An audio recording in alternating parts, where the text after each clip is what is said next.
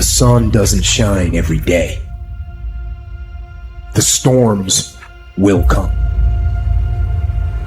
There are times when the nights will be long and dark and you will be alone.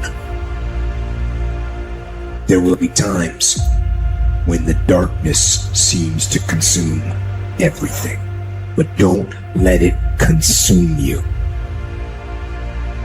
That's anxiety.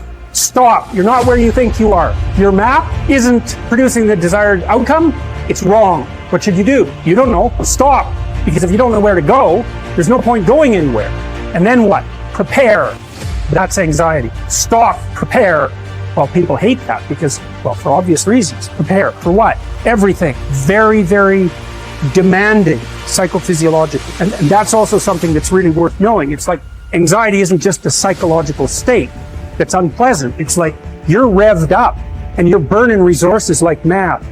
And you're in a biochemical state such that that's optimized for quick action, but that's toxic if you inhabit it for any length of time. So not knowing what to do, that is not good. And it isn't just that it makes you feel bad, it's you're running your machinery faster than you can replenish it. For some reason, there is this facade that life should be full of happiness and without its suffering, which actually makes us suffer even more. Because when we get sad or something bad happens, we do not only feel bad about the thing itself, but we also feel bad because our life is not the way it is supposed to be. Not realizing suffering and sadness is just a part of life, and they're inevitable. Unless you learn your lesson, it will keep hurting. Not only it will never stop, it will also keep increasing the amount, so you won't get used to it. And it doesn't matter how you get knocked down in life, because that's going to happen.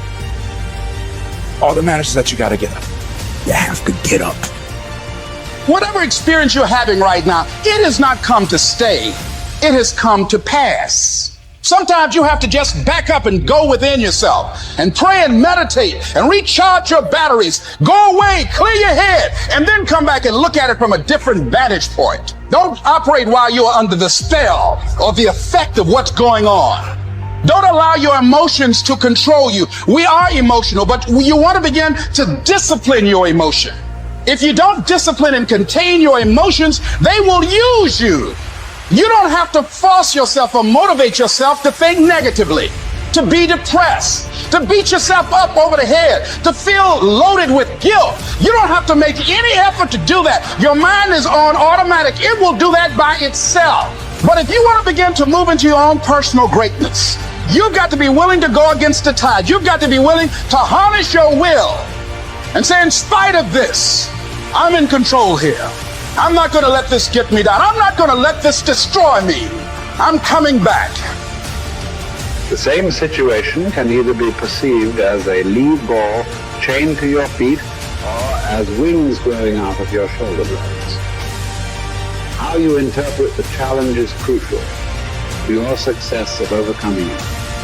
Ultimately, it's never the challenges that matter, but how you perceive them. If you work at that which is before you, following right reason seriously, vigorously, calmly, without allowing anything else to distract you, but keeping your divine part pure, as if you should be bound to give it back immediately. If you hold to this, expecting nothing, fearing nothing, but satisfied with your present activity according to nature, and with heroic truth in every word and sound which you utter, you will live happy, and there is no one who is able to prevent this. We are all bound by this oath to bear the ills of mortal life and to submit with a good grace to what we cannot avoid. So the spirit must be trained to a realization and an acceptance of its lot. It must come to see that there is nothing fortune will shrink from. There's no ground for resentment in all this. We've entered into a world in which these are the terms life is lived on. If you're satisfied with that, submit to them. If you're not, get out, whatever way you please. The happy man, therefore, is he who can make a right judgment in all things. He is happy who, in his present circumstances, whatever they may be, is satisfied and on friendly terms with the conditions of his life. That man is happy, whose reason recommends to him the whole posture of his affairs. how do you bear the suffering that is at the crux of life without becoming tempted and embittered? That's really, really difficult. Now, someone might point out, go ahead and be bitter, see where that gets you. And if you have any sense, and generally people have at least some, they know that being sick and bitter is worse than just being sick. And that being right is worse, but it's very hard temptation to avoid. Sometimes you want to be bitter just out of spite in some sense, because things are so terrible. All you've got left is your willingness to shake your fist, and say, well, really?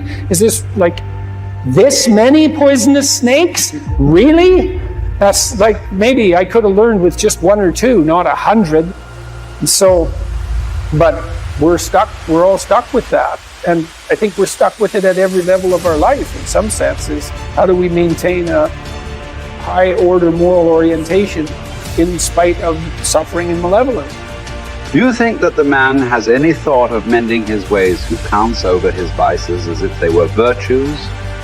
Therefore, as far as possible, prove yourself guilty, hunt up charges against yourself, play the part first of accuser, then of judge, last of intercessor.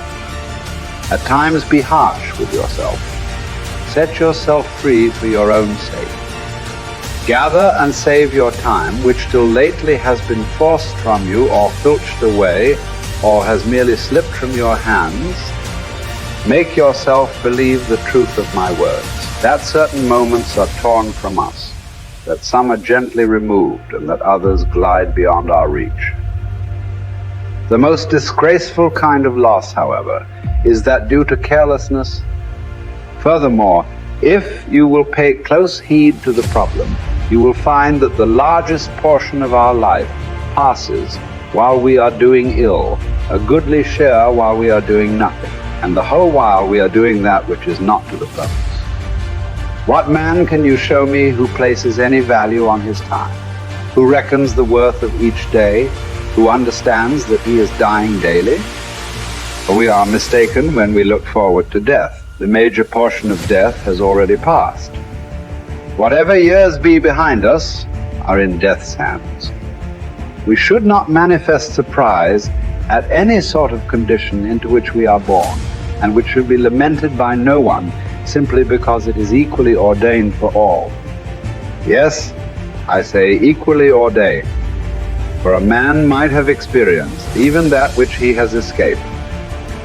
And an equal law consists not of that which all have experienced, but of that which is laid down for all.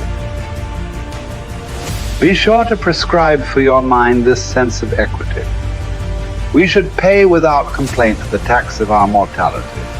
If you're looking for certainty, the reality of suffering is certain.